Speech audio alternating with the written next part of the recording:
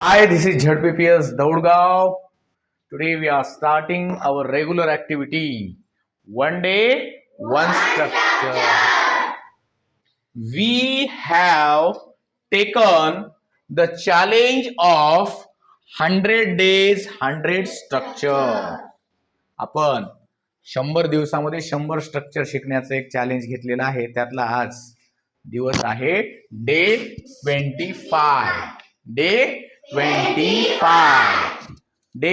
25. Okay. So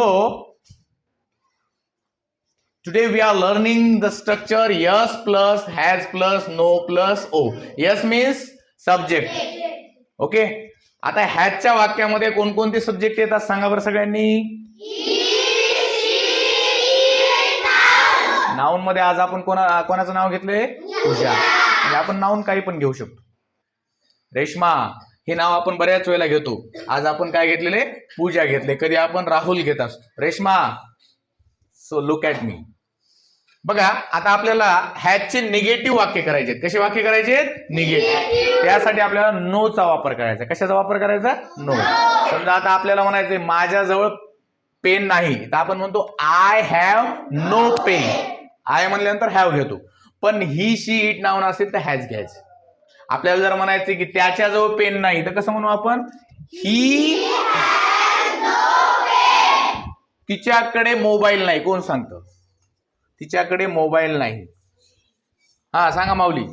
She has no mobile. She has no mobile. आपल्याला असं म्हणायचं की तिच्याकडे बांगड्या नाहीत.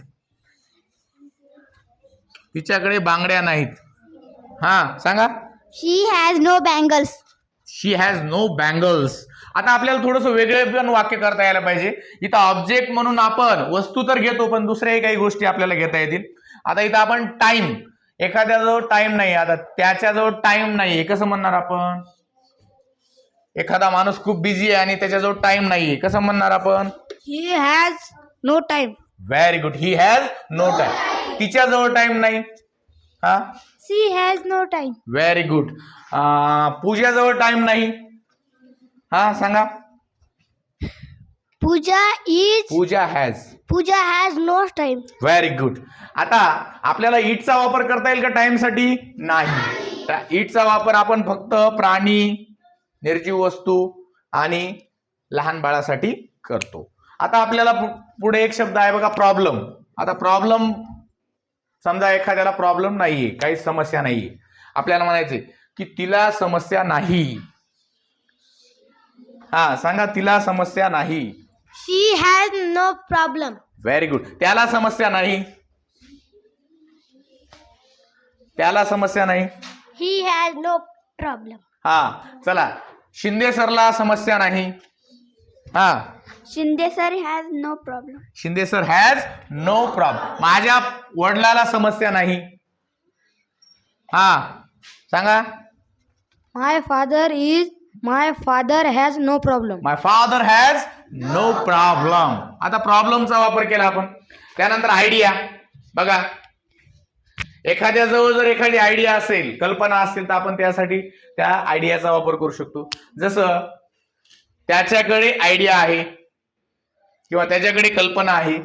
कसं म्हणणार सांगा रेश्मा? त्याच्याकडे कल्पना आहे. He has no idea. हा बघा मी विचारलं त्याच्याकडे कल्पना आहे, तिनं सांगितलं तिच्याकडे कल्पना नाही. नो घ्यायला पाहिजे होतं का? नाही. काय आलं असतं वाक्य?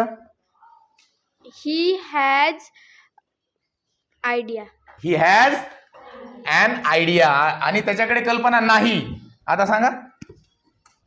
He has no problems. त्याच्याकडे कल्पना नाही. आयडिया वापरायचे. हा Idea. सांगा. He has no idea. Very good. He has no idea. आता प्राण्यांसाठी आता बघा इट वापरायचंय आपल्याला.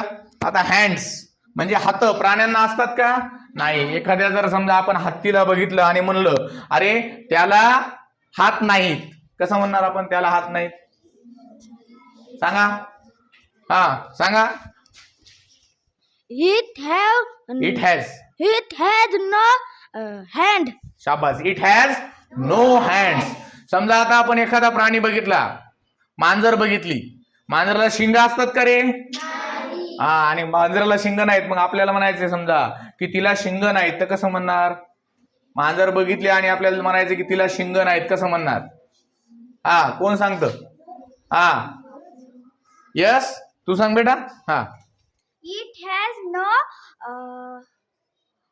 horse. हॉर्स नाही, हॉर्न्स म्हणा. बघा, HORNS, हॉर्न्स म्हणजे काय? शिंग. मग इट हॅज नो हॉर्न्स म्हणा. बघा, म्हणजे या ठिकाणी आज आपण जे स्ट्रक्चर शिकलो त्याच्यामध्ये आपण आपल्या मित्राकडे, मैत्रिणीकडे किंवा एखाद्या व्यक्तीकडे एखादी गोष्ट आहे हे सांगताना आपण हॅजचा वापर करतो, पण ती गोष्ट नाही हे सांगण्यासाठी आपल्याला हॅजच्या नंतर नोचा वापर करायचा आहे. जसं एखाद्याकडे, आता एखाद्याचा खूप राग आला आपल्याला आणि आपल्याला म्हणायचं की त्याला डोकं नाही, त्याला डोकं नाही, तर कोण सांगतं? सांगा, त्याला डोकं नाही कसं म्हणणार आपण? हा, सांगा. He has no head. Head.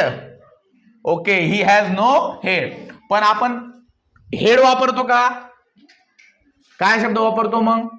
Brain. त्याला बुद्धी नाही. चला, हा सांगा.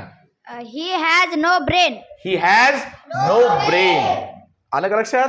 अशा पद्धतीने आपण हॅजच्या नंतर नो वापरून निगेटिव्ह वाक्य करू शकतो. समजलं का सगळ्यांना?